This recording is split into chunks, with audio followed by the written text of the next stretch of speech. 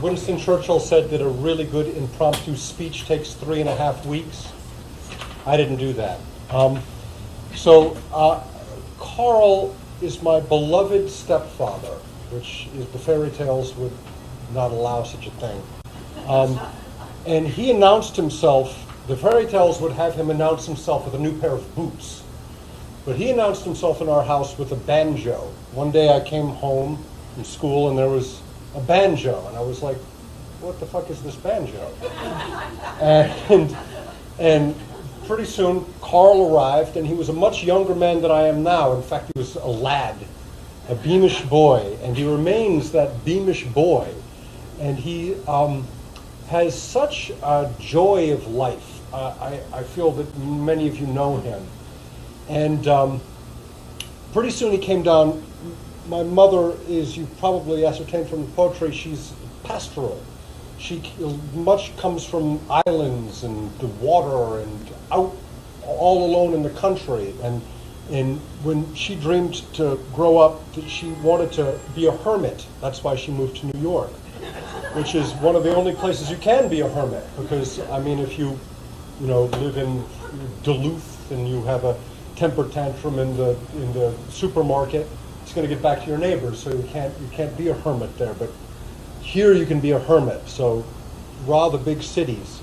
Now, Carl came down to the little island where my grandmother had a place, and it must have been about 1971.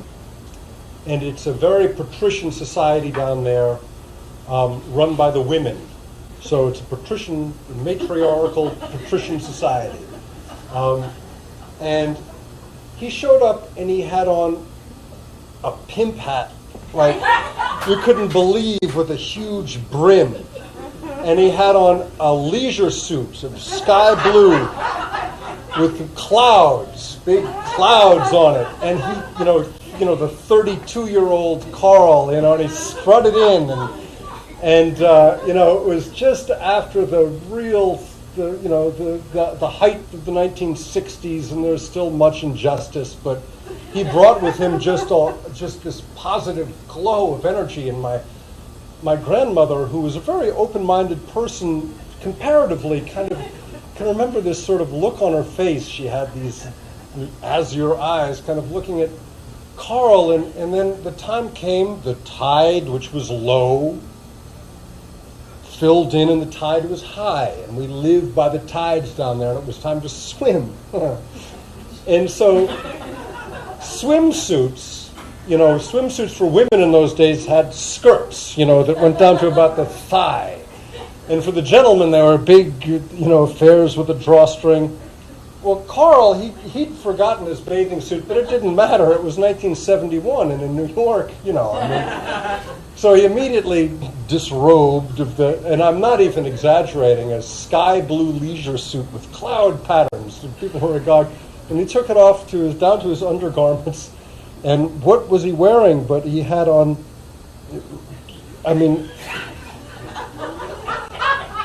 Speedos would be like, and not even close, it was the nylon underpants with a little pocket, and he strutted down the dock, and just the faces, and he was so much himself. He brought so much joy to that proceedings, and before we knew it, he started to make little improvements in the house, and one of the big improvements was that he put a coat rack. We just threw our coats on the floor, I guess, before that time, but he put this coat rack up, and my sister came in, very gimlet-eyed, 13-year-old girl, and she looked at it and said, "What's that?" And Mother allowed that it was a coat rack. And she said, "Why are there 4 hooks? There are only 3 of us." But that didn't last, right? So he wormed his way in, and I found last time I was here about 5 weeks ago, photographs that I took. My mother was constantly improving me, thinking that I'd be a photographer. Thank you. And she got me involved at the Center, ICP, International Center for Photography, and I went up there and I helped and took a bunch of photographs, and it was the same summer that they got married. And in the tradition of my mother wanting to buck her patrician roots and Carl with his, street cred, hipster, beatnik, thing going on, we took the subway to City Hall for the wedding.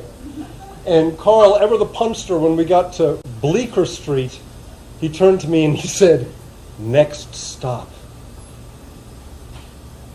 Bleakest Street." So he was having his second thoughts about getting married. But we went down there and we got married, and we got married. Yeah, we did. We got married. And Carl was ever generous, but he married a woman that had 2 teenage kids in the 1970s, and I didn't bring my daughter today, and it was so I can say whatever I want, because hypocrisy is the cornerstone of parenting. For those of you who don't have children, you must know that that's true. And we were let to run wild in the streets, and in fact we did, and were encouraged. And occasionally we were sort of given a lecture.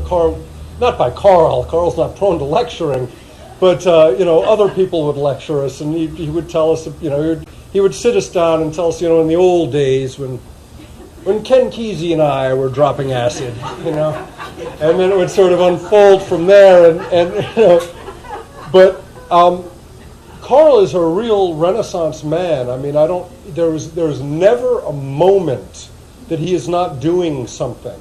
If you are at their house or their apartment at 2 o'clock in the morning, he gets up and he makes a piece of toast, and then he sits down with the guitar and he starts to play scales, and he starts to do that, and then he's up at 5 o'clock in the morning and he's writing and he's reading, and it's really quite a legacy. And at about the age of 14, I became aware that there was a secret life that Carl had, and that we were not ever allowed to know what this was, my sister and I, because we were, snarky teenagers or whatever. But occasionally we would be warned off, like, "You mustn't be in the house. Get out of the." And a group suddenly, Carl would. We lived in a brownstone, which is a crushing story that is no longer in the family, but it was a very narrow brownstone with a steep, narrow set of stairs. And a couple of times a month, it seemed like there was a procession, a quiet procession going up these stairs. And we weren't ever allowed to know what this was. Nobody told us for years and years. And my sister and I, who were good, delinquents, and we would eavesdrop. And occasionally I would hear things like, "Do you feel the quality of the light?" And we never were able to quite get it, and it wasn't until I was deeply into my 40s that that this Gurdjieff thing he came out of the closet with it, he wouldn't allow us to know what this was. And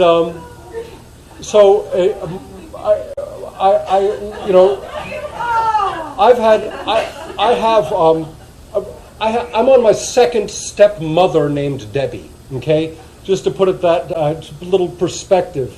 That hasn't been as a happy an arrangement. If you marry or partner up with the right person, you can make all kinds of mistakes. You can fuck up everything else. And I managed to do that with my wife, and I think my mother managed properly the second time out of the gate with Carl, who I can't call him a patient man exactly, but I will say that he is incredibly generous of heart and of nature, and he has cast such a wide net where he has gone in his life, and there's always another step that he is taking. There's always another thing that he is doing, and it's an example. It's a real carrot to follow, the way he lives and the example that he sets. And he did not move to New York to be a hermit. No, that's not true. Carl is a social butterfly, and a wonderful person, and I couldn't have imagined a better stepfather. So, Carl Lehmann-Haupt.